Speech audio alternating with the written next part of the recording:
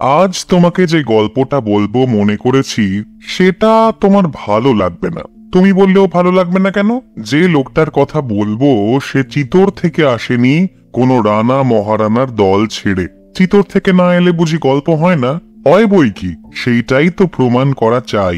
এই মানুষটা ছিল সামান্য একজন জমিদারের সামান্য পাই, এমনকি তার নামটাই ভুলে গেছে। ধরে নেওয়া যাক সুজনলাল মিশির। একটু নামের গোলমাল হলে ইতিহাসের কোনো পণ্ডিত তা নিয়ে কোনো তর্ক করবে না। সেদিন ছিল যাকে বলে জমিদারি সেরেস্তার পুণ্যাহ খাজনা আদায়ের প্রথম দিন। কাজটা নিতান্তই বিষয় কাজ, কিন্তু জমিদারি মহলে সেটা হয়ে উঠেছে একটা পার্বণ। সবাই খুশি, যে খাজনা দেয় সেও, আর যে খাজনা বাক্সতে ভর্তি করে সেও। এর মধ্যে হিসেব মিলিয়ে দেখবার গন্ধ ছিল না। যে যা দিতে পারে তাই দেয়। প্রাপ্য নিয়ে কোনো তর্ক করা হয় না। খুব ধুমধাম, পাড়াগে সানাই অত্যন্ত বেসুরে আকাশ মাতিয়ে তোলে। নতুন কাপড় পরে প্রজারা কাছারিতে সেলাম দিতে আসে। সেই পুণ্যাহের দিনে ঢাক ঢোল সানাইয়ের শব্দে জেগে উঠে ম্যানেজার বাবু ঠিক করলেন তিনি স্নান করবেন দুধে। চারিদিকে সমারোহ দেখে হঠাৎ তার মনে হলো তিনি তো সামান্য লোক নন।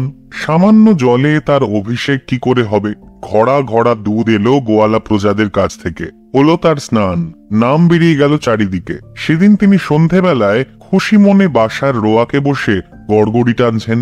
এমন সময় মিশির সর্দার, ব্রাহ্মণের ছেলে, লাঠি খেলা নিয়ে খুব নাম করেছে, বললে, হুজুর আপনার নিমক তো খেয়েছি অনেক কাল, কিন্তু অনেকদিন বসে আছি, আমাকে তো কাজে লাগালেন না। যদি কিছু করবার থাকে তো হুকুম করুন।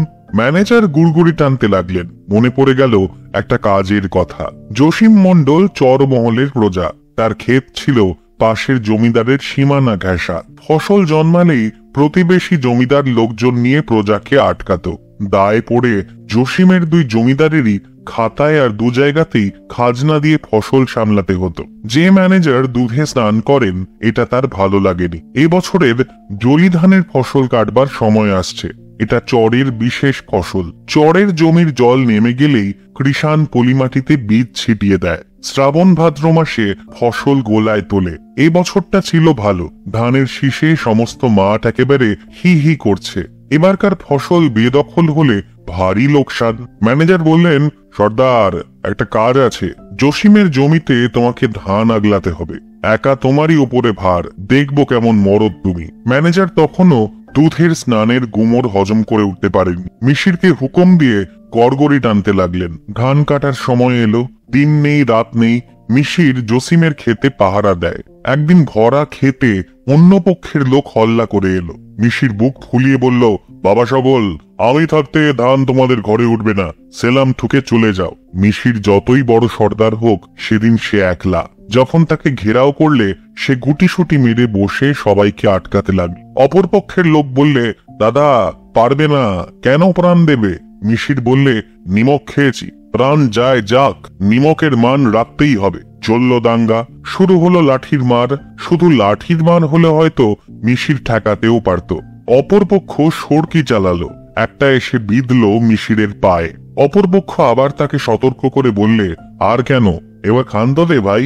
মিশির বললে, মিশির সর্দার প্রাণের ভয় করে না, ভয় করে বেইমানির। শেষকালে একটা সরকি এসে বিঁধল তার পেটে। এটা হলো মরণের মার। পুলিশের হাতে পড়বার ভয় অপরপক্ষ পালাবার পথ দেখল। মিশির সরকি টেনে উপড়ে পেটে চাদর জড়িয়ে ছুটল তাদের পিছন পিছন। বেশি দূরে যেতে পারল না, পড়ে গেল মাটিতে। পুলিশ এলো।